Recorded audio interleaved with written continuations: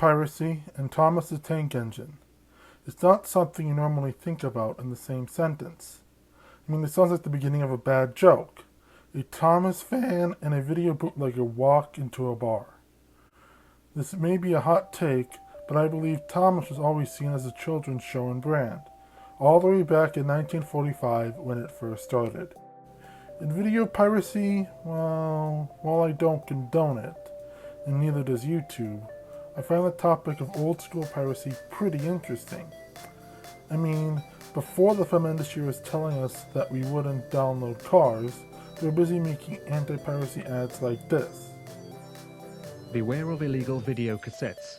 Check whether this video cassette carries a genuine label hologram.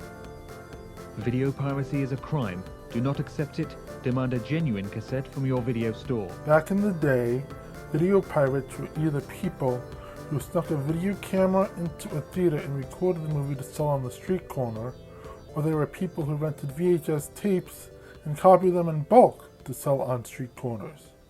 But eventually, piracy moved from the offline world to the internet. And it happened sooner than you think. And it's at this time where Thomas, early internet piracy, and lost media collide in the most spectacular way, and most people don't know about it. This is the story of the rare Thomas the Tank Engine bootleg, lost to time.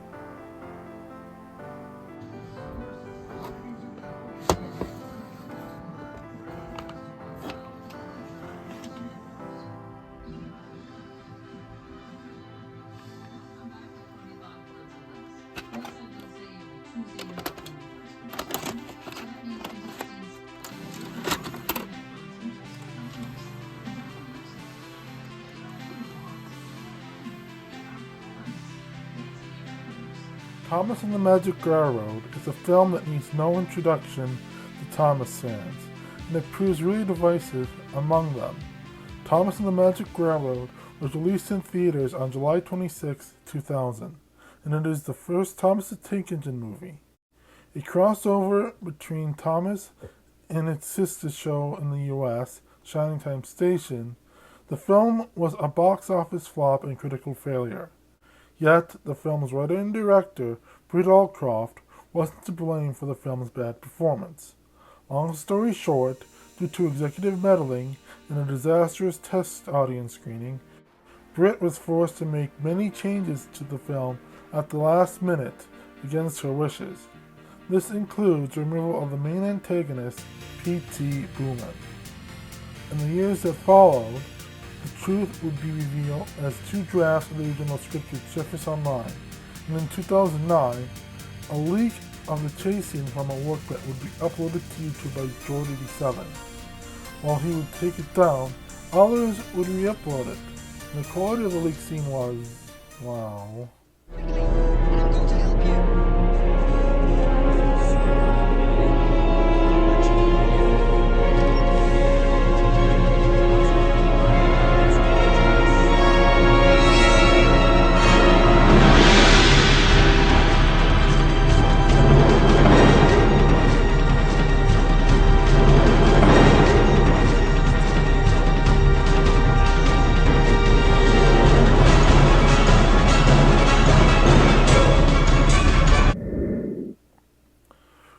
Who on earth would add music to a clip so loudly that it drowns out everything else? Apparently, George87 went to a Canadian college where his professor had worked on the movie. He only had that one scene and he used it in a class assignment about editing tep music to a scene. But that's beyond the scope of this video. In 2015, following the passing of the actor who played Boomer, Doug Lennox, an unaltered copy of the scene would surface online. Now! I'll get you, Bernard Stone! Yes! No, you won't, Boomer. Because the magic you refuse to believe in will get the better of you. Help! By 2020, 2 things happened. An early workprint of the film leaked in the craziest of circumstances, to put it lightly. And Shout Factory released all of the scenes cut from the film's 20th anniversary Blu-ray. This included scenes not found in the leaked Workprint. So, mystery solved, right? Did we get everything we would want from the film that was cut? Is this a case of lost media that's been completely found? Case closed? Well, no. There still is a lot missing. There are some scenes and tiny bits from the film that are still lost, like the alternate version of the opening scene with Thomas and Gordon that takes place at Knapford. Many people believe that this footage from the final cut of the film comes from that scene. Old McDiesel had a plan. With a pinch here and a pinch there. Here a pinch, there a pinch. I cracked myself up. Stoke up the magic in the mountain, and the lady will smile. But what's the rest of Mr. Conductor's clue? Lily, look!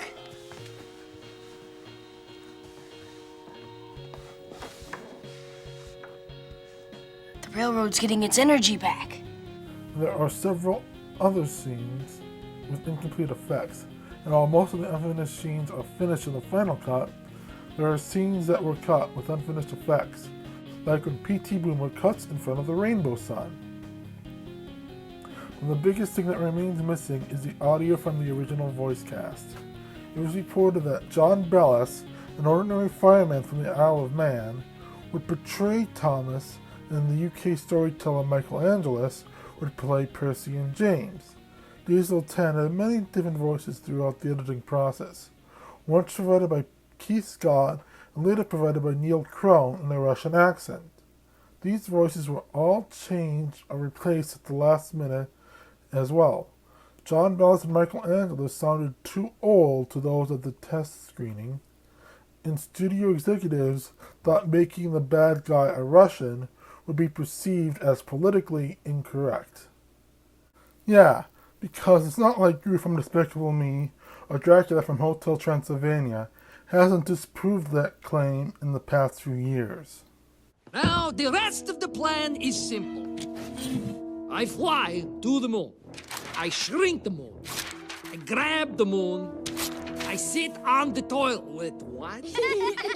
Your great-grandson is the sweetest, kindest, most special boy I've ever met. And if you can't give him the love he deserves because he's half human, then you're the fool. Pinchy, why don't you come and, get these trucks for me? While some of the original voices can be heard in the leaked Workprint from 2020, a lot of the audio is still missing. Due to several rewrites in the editing stage, most of the engines are voiced either by Britt Allcroft herself or a temporary voice actor. But, believe it or not, there's a chance the original voices have already surfaced. Unfortunately, if it exists, it's on a pirated release of the film that's currently lost. But how can that be, you might wonder? To understand why, we must journey back in time to the earliest days of the World Wide Web.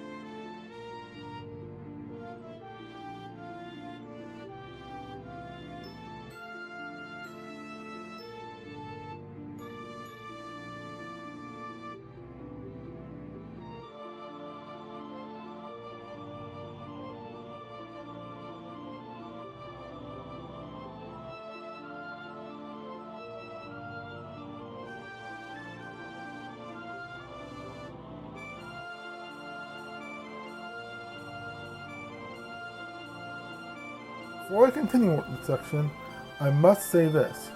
I do not condone piracy. This section is included for educational purposes only. I will not help you find anything that is out there in an unauthorized manner. Do not try this at home. I assume no responsibility for any actions you might take.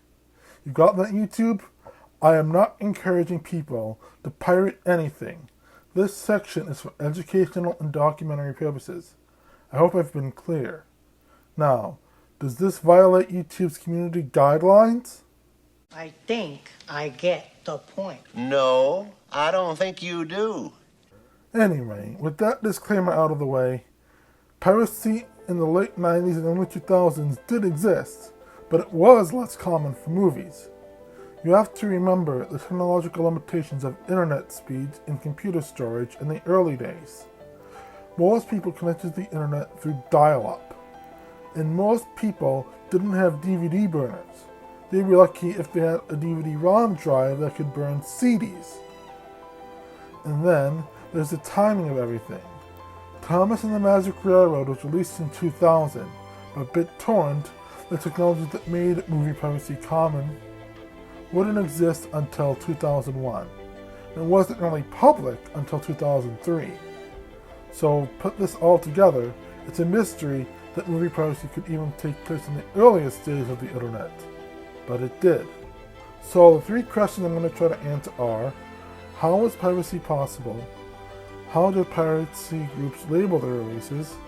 And what format did pirates use for their releases?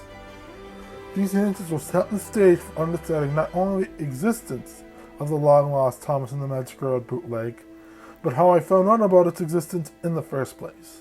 So first, how was internet piracy possible back then? This is a huge rabbit hole to go down in and of itself. The subculture that drove internet piracy traces its roots back to the 1970s. This is called the wares scene, and that's wares with a Z. It still exists today, but it's nothing compared to the scene back in the 90s and early 2000s. A deep dive into wares culture isn't necessary for this video, but I'll give you a summary of those at the top of the chain. There are release groups, and they're responsible for ripping, encoding, and packaging the files to be shared. For pre-release content, as in content not available publicly or still in theaters, they rely on suppliers. But in wares culture, release groups are at the top. Next come top site operators. Top sites are really fast FTP servers with tons of storage. FTP stands for File Transfer Protocol, and it actually predates HTTP that powers the World Wide Web. These top sites are where release groups first upload their releases. They announce new releases through their IRC channels. IRC, or Internet Relay Chat, is an early protocol not unlike modern-day Discord. Each server hosting IRC has separate channels, and you can chat through them in real time. Both the top sites and the IRC server are kept extremely secret, for obvious reasons. Then, we enter into the world of racers. We're trying to exchange wares between FTP servers, using the FXP, or File Exchange Protocol. FXP is not a real protocol, but rather exploits a vulnerability in FTP that allows a pair of FTP servers to exchange data with each other. This can transfer data extremely fast, depending on the speed of the internet connection between each server. Most people in the scene do not want their releases to be made publicly available. It's sort of like this underground club of cool people, but eventually, people who had access to these servers would share them out in some way. One common way was through Usenet, which is an internet bulletin board system that actually predates the World Wide Web. Unlike most bulletin boards, Usenet is decentralized and forwards content to other Usenet providers. They are organized in news groups. Usenet is designed to share text and not much else. People created ways to share other kinds of computer data in news groups that begin with the prefix alt.binaries. Usenet still exists today, but you have to pay to get access to it. Unfortunately, Usenet only has retention for about 10 to 15 years, after which the old content is deleted, so you're not likely to get Usenet content back from 2000 or earlier anymore. In addition to IRC, FTP servers, and Usenet, there were other peer-to-peer protocols not unlike BitTorrent. Obviously, Napster made the concept popular with sharing music, but other protocols existed that supported other types of files. The most common one in the early 2000s was called eDonkey, which lives on in the form of its spiritual successor, eMural. Of course, not everyone had access to a high-speed internet connection that could transfer the large amount of data that video files take up in a reasonable amount of time. So it was common for people who had high-speed internet to share the files with those who only had dial-up. This could happen a number of ways, from simply knowing a guy who had it, to trading circles who collected these files, and less commonly, simply selling these pirated files. But keep trading circles in mind, as it will come up later in the video. So now we know how video piracy was possible, but what kind of releases were happening, and how do they label them? This leads into the answer to the second question. Now, as time went on, there are a number of new label release groups to use for their releases, depending on the source. We're going to focus on these 6 from the days of standard definition videos back in the late 90s and early 2000s. Cam, Telesync, Workprint, Telescene, Screener, and DVD Rip. Now cam rips are pretty common, and it's just as it sounds. Someone pointing a camera at the screen in a movie theater and recording everything.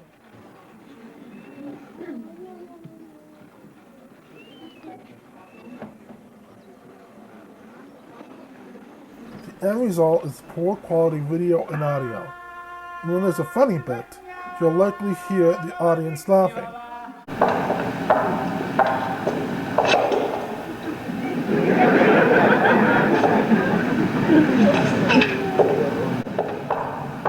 Depending on how it's filmed, the camera can even be shaky. This is the lowest quality type of pirate film releases. Next, there is Telesync, which is similar to cam rips in that it is made pointing a camera at the screen in the theater, but it's usually pretty still, as if the camera was put on a tripod. Also, the audio is always from a direct source. For example, the audio might be sourced from headset audio given to the hearing impaired so they can hear the film better. That's not how you get things from a brother, Tommy. It's not. No, it's not. Here, watch. Hey, that's my retard, Lily. It's not. It's 2 million. It's not. It's not. Tommy, now you try it. This is a step above cam rips, but are less common than cams. Of course, most Thomas fans are aware of what a workprint is. A workprint is an early rough cut of a film, typically sourced from a copy stolen from the studio in post-production. Workprints are extremely rare, but they are very collectible to some film fans, as they can have unfinished special effects and other material cut from the final release.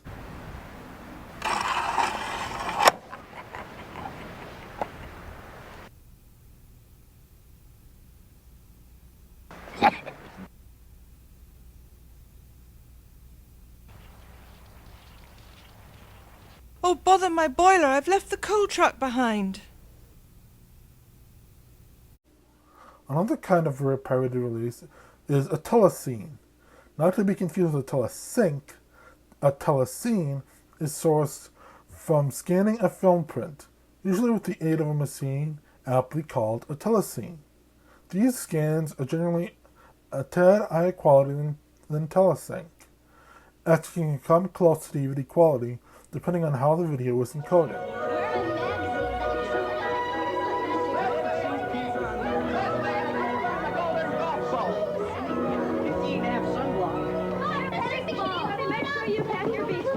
Nobody can order pizza in this. Where am I going? No, I know and can order. You know what? Alright, does anybody see my sunblock? What's the point of going to Florida if you're gonna put on sunblock? But due to the expensive nature of the equipment involved in making them properly, and the need for access to a print of the film, it is extremely rare. Now we move on to screeners, which, like workprints, can occasionally but not always have differences to to the version released to the public. These are typically sourced from advanced or promotional copies of the film. Typically, these are sent to the press, critics, award voters, video store employees, and other film industry professionals. While workprints may have time code, they are less common on screeners. The screeners do occasionally have warnings and disclaimers, saying that the copy is only for promotional use and not for sale or rental. They also may have a scrolling notice with an anti-piracy phone number if you bought or rented the screener. I forgot about potty time.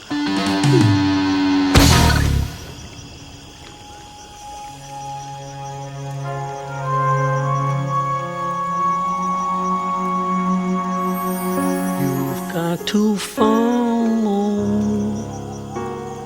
follow your star. You've got to follow, no matter how far. I will be responsible, liable, and really useful. Yes, sir. We will all get a good night's sleep. Looking forward to a hard day tomorrow. Goodbye, sir.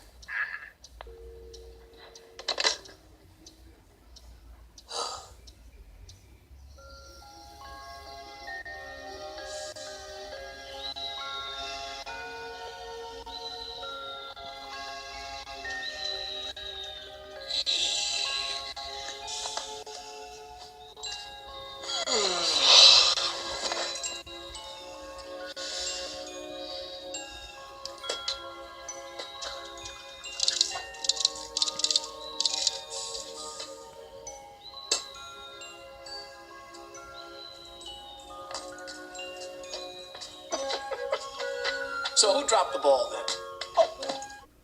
And for the record, these copyright disclaimers aren't binding contracts.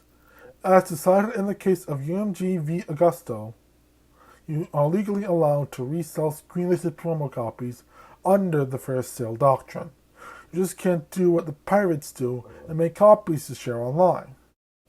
Anyway, screeners are uncommon, but they're not rare like Workprint and Telescene rips. Then of course you have your average DVD rips. This is made by ripping a commercially available DVD, and sometimes, but not always, re-encoding it to a smaller video file. This is by far the most common release among pirates. Now that you know the release types, let's go over the format these pirated releases are distributed in. The first scene releases of movies were done on a format called VCD, or Video CD. VCDs are an official standard by the people who made compact discs with music on. While audio CDs are held to the Red Book standard, VCDs are held to the White Book standard. Official VCD releases were, and still are, pretty common in Asia, but they never really took off in the West, apart from piracy releases. VCDs used the old MPEG-1 codec and MPEG-1 Layer 2 audio. The audio is about on par with MP3 audio files, and visually, VCDs are close to VHS quality.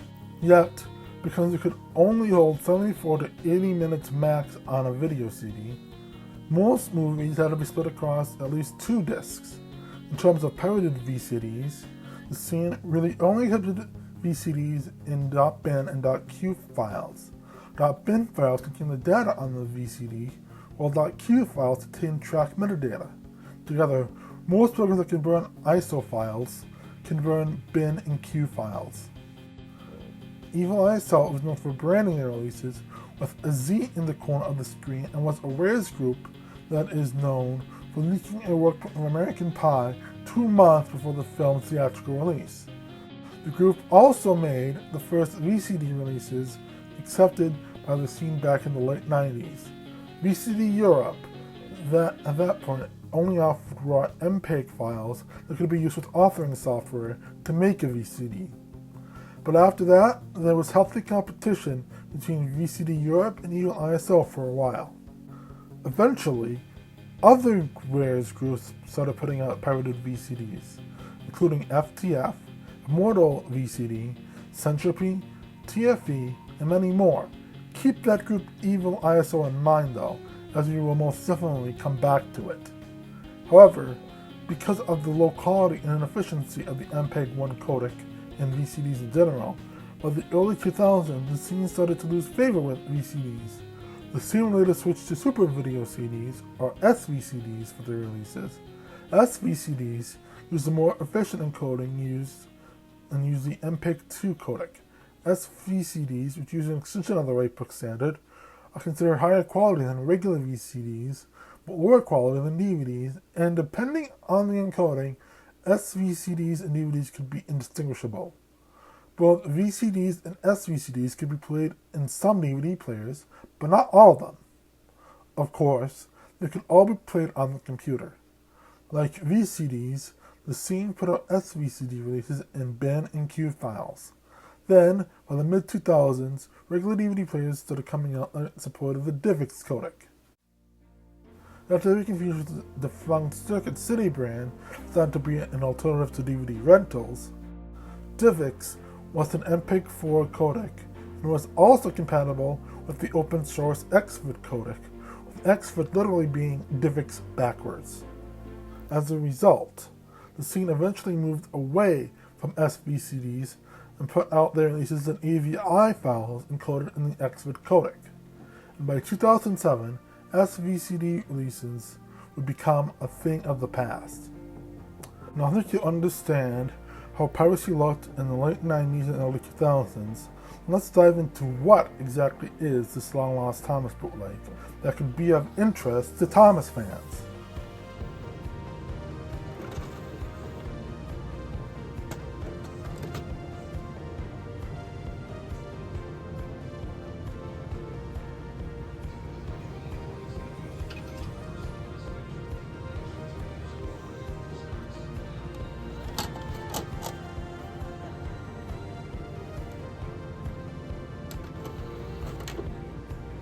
Now, as someone who has worked with Restore the Magic on its Lost Edition campaign, I had a bit of a benefit. While I never saw the Workprint prior to its leaking in 2020, I did know that it had unfinished special effects, and I also knew its runtime, 92 minutes. This is important because at the time, every Thomas fan thought the director's cut would run 110 minutes. The runtime was also used to debunk the rumor that the director's cut was found at a Canadian public library. But when the runtime given for the file cut is 85 minutes, a 92-minute Workprint does not sound all that impressive. Granted, Final Cut's actual runtime is closer to 80 minutes, since the Workprint doesn't have credits and thus isn't really a fair comparison. But with this new information, it got me thinking, could a Workprint exist that ran closer to 95 minutes to be out there? So I turned to Google and made my first discovery. This is an old online web store for pirated VCDs. It has been out of business for some time, and it doesn't list any movies released after 2000. But it does list Thomas and the Magic Railroad, and its runtime is listed as 1 hour and 35 minutes, or put another way, 95 minutes. Now, unfortunately, I can't find any information about the site or its past owner, but I'll put the URL on screen if anyone can shed more light on this site. But at the very least, it hints towards the possibility that an early version of Thomas and the Magic Railroad existed in some form back in 2000. In fact, one of my posts on Reddit about the discovery had a reply in which someone mentioned they definitely downloaded it back in the day. Unfortunately, he no longer has this version. But I was not giving up. You see, in this time, I was part of several groups and trading circles, hoping to collect workprints. My hope was that if someone had a workprint for Thomas and the Magic Railroad and wanted to trade for it, I would have something of value he would want to trade. And this time, I made contact with someone on Reddit who also trades and collects workprints. I won't be disclosing his identity here, but at the time, he said he knew a guy who had a bunch of old scene VCDs from back in the day. However, he was not familiar with workprints and did not collect them, so he had no idea if any anything was of value, this editor was going to be receiving them. And among the titles included in this other guy's collection was Thomas and the Magic Railroad. I stayed in touch throughout late 2019 and 2020 to see if anything could come of it. But then, we all know what happened in the Thomas corner of the internet come late April and early May 2020. The Workprint Mattel had, which is being shared with select Thomas fans privately for months at this point, was made public. Overnight, Thomas and the Magic Railroad's Workprint went from being a rare item almost no one had to the most common Workprint among collectors overnight. This editor offered me the Mattel Workprint weeks after I had already downloaded it, but I expressed I was only interested in what the VCD guy had, since I already had a copy of the Mattel print. And the conversation laid there for several years. That was until EViLiSO entered the picture.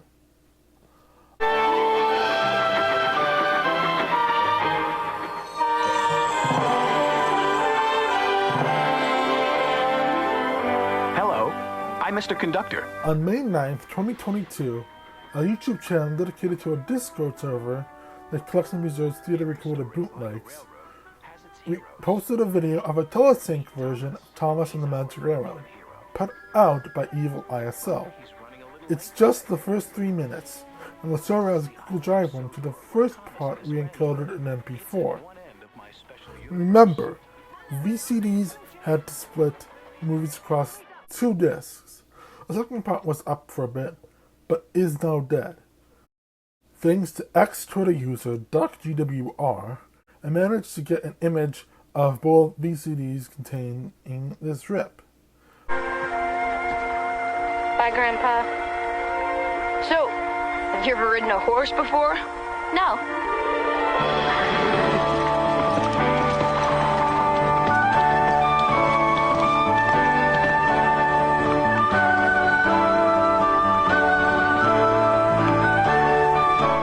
I got this in 2020, so we knew already that this person did not have the long-lost bootleg. But I started thinking back to this other editor. Did he ever get the Thomas and the Magic Railroad VCD from the other guy he knew? And if so, was it just another version of the telesync, or a different rip altogether? I decided to reach out to him again to see the answer. And sure enough, it was a different version of the film. Here is his response to me in his own words. Yes, the VCD is from the Z people who released bootlegs and work prints of leaks from back in the day. It's more of a screener. It had a little different opening like the work prints, but has more complete effects. Also, it was a longer runtime, but it had a blank screen before and after, if that counts for runtime. To my knowledge, it's a pre-screener, not a test screening, and it's missing a few scenes, and it's edited closer to the final version. If I get any time, I'll try and find it and post a link to it. I never uploaded it, but think someone did have a torrent or NZB for it at one point in time. Side note, NZB refers to a file used by people who download off of Usenet. Because of the way Usenet is structured, it gets split into several parts with multiple posts. What an NZB does is point to the right news group and post from where you can find such a post. And there are programs called newsreaders that can open NZB files and download all the files listed in the NZB, decode and reassemble it.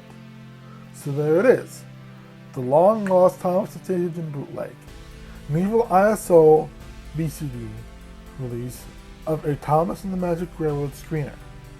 One that has a similar opening to the Workprint and has completed effects.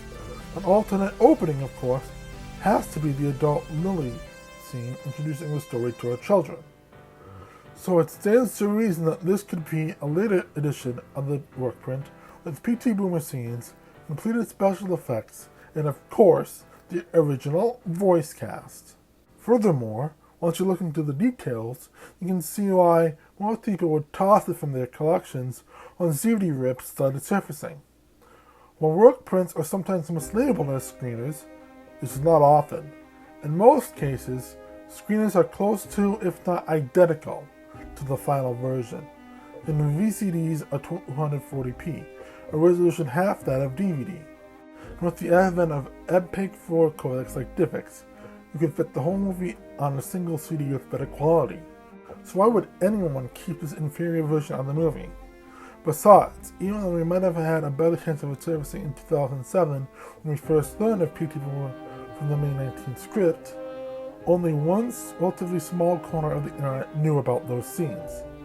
The overlap of people who had this VCD and knew about the existence of the director's cut were vanishingly small, so it simply faded into obscurity and no one knew of its existence. But as cool as this discovery is, unfortunately, my attempts to track down a copy have come up empty. You see, this user has left the Workprint trading scene after being ripped off many times. That is a risk when it comes to trading circles. People send their wares to the other person first, and the other person doesn't hold up their side of the deal. At the same time, he also doesn't want his copy shared on the internet publicly. He wants to keep rare items like this VCD to himself. Now, where have I heard that before? However, I have since learned from someone who wishes to remain anonymous. Everything that you think you know is a lie. According to them, Thomas and Friends producer Ian McHugh, for whatever reason, sent the Workprint to a Thomas fan with no strings attached. For our purposes, we'll call this person Individual Zero. Now, Individual Zero got this sent to them out of the blue. They were working on a fan-made Thomas documentary, but this had nothing to do with why they got the Workprint. They never had to sign an NDA, and it wasn't just for research purposes. They did send a copy to a friend, however, and when the Workprint started getting spread around publicly, they made up the NDA story. Why? Because they wanted to keep the Workprint all to themselves. Most people in trading circles do guard their Workprints, in other words, close to their chest, because if anything rare ever surfaces, they need to be able to trade for it. If everyone and their uncle could download everything for free, there'd be no point in trading, and a lot of the rare stuff would never circulate, let alone leak. But not sharing it with anyone at all? This is something that is frowned upon, not just by lost media people, but Workprint collectors and trading circles too. People share and build their collections. That's how it all works. So realistically, my only lead with the copy isn't willing to share it. And a lot of records of it even existing do not exist. No NFO file, which is a text file included with scene releases, no old NZB files that exist, not even a screenshot. Just very collections of those who remember downloading it, but no longer have it. And one person who definitely has it, but is unwilling to share it. Well, I'm tempted to name the Reddit user who first informed me about this bootleg, and chosen not to do so. I don't want anyone bothering him like they did with Droid 87 back in 2009. And if he changes his mind, I don't want him to be worried of me for sharing his info publicly. So the next question is, will this rare EViLiSO VCD release of Thomas and the Magic Railroad ever surface online again? And if so, how?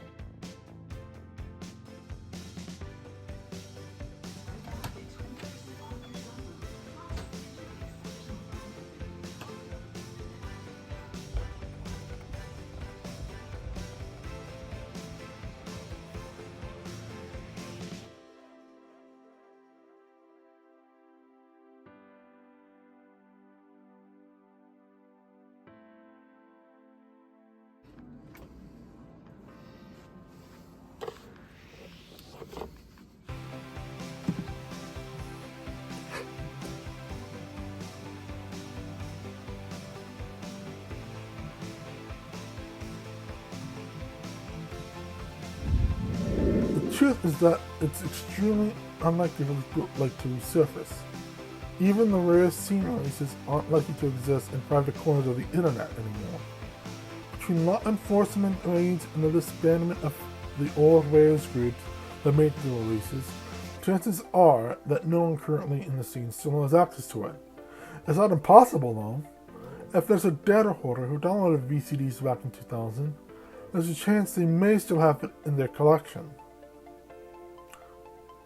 The most likely way of finding it is getting information about its existence out there into the public.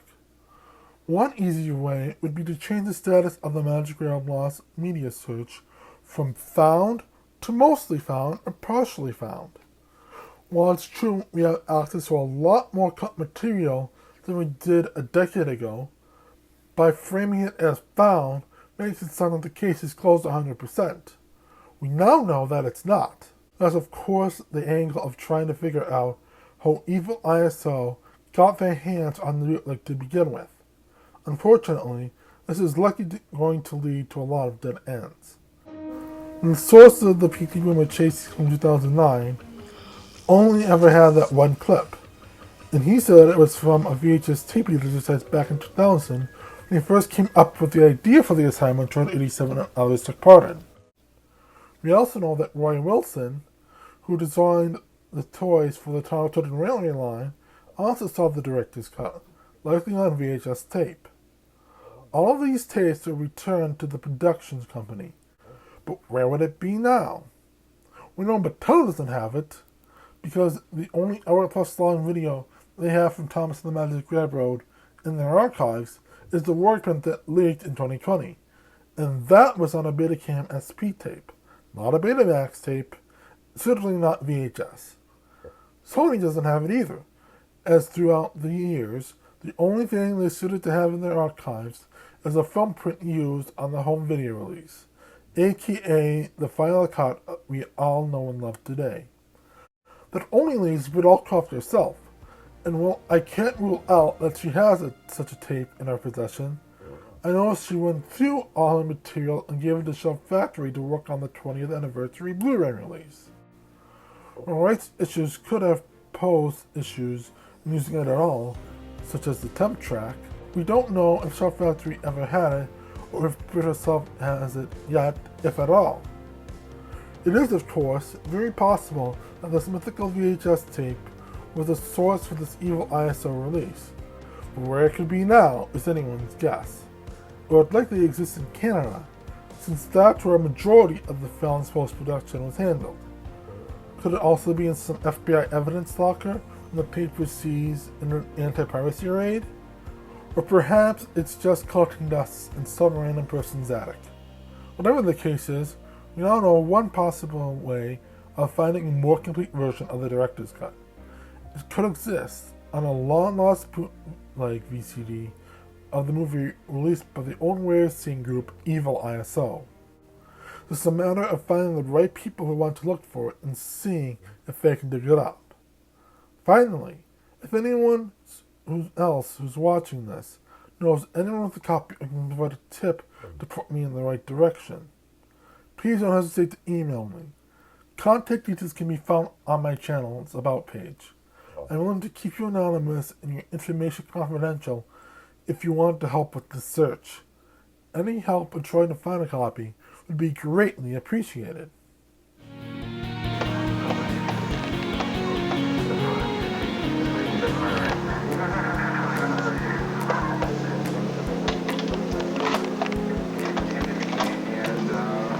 The end.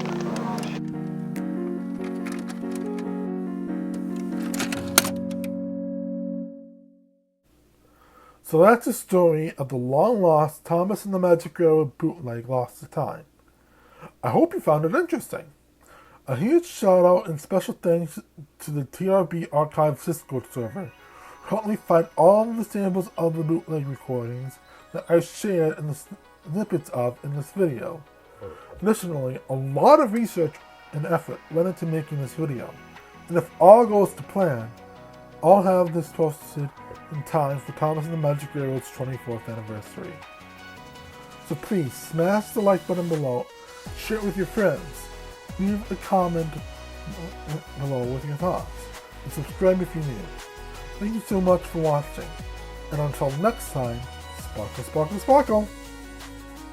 I laid an egg, a nested